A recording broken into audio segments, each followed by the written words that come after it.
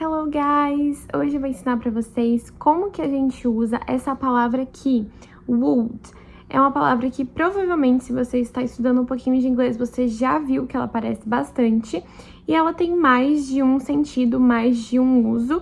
E hoje eu vou explicar um pouquinho para vocês.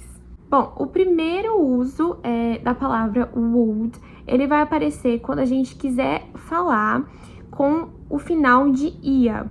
Então, por exemplo, se eu quero falar, eu gostaria de um café. Eu gostaria de uma xícara de café.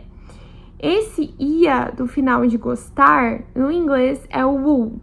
Então, eu diria, I would like a cup of coffee.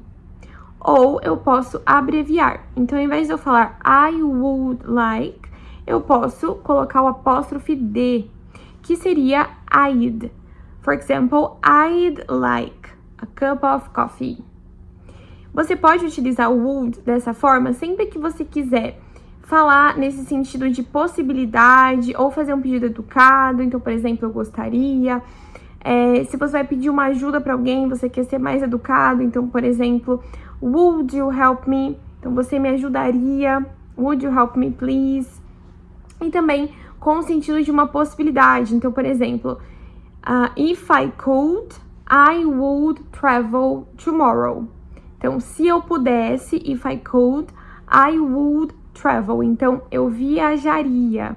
Então, percebe de novo, travel, viajar, would, transforma o verbo com esse final de ia. Então, would travel, viajaria. Bom, e o segundo uso da palavra would, ele tem a ver com passado. Com o passado que era recorrente. Então, coisas que você fazia sempre no passado e hoje em dia você não faz mais. Então, por exemplo, eu quero falar assim, quando eu era criança, eu ia para a escola. Então, lá no meu passado, quando eu era criança, ir à escola era algo recorrente, era algo que acontecia sempre, eu não fui uma vez. Então, por exemplo, se eu falasse assim, quando eu era criança, eu fui para a escola. When I was a child, I went to school. Então, isso poderia querer dizer que eu fui uma vez. I went. Então, eu fui e acabou. Mas, no caso aqui, eu quero falar que eu ia sempre.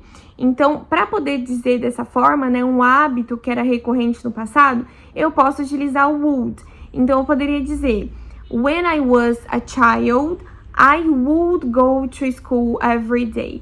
Então, eu ia para a escola todos os dias. Would, desse jeito, ele é um substituto pro used to.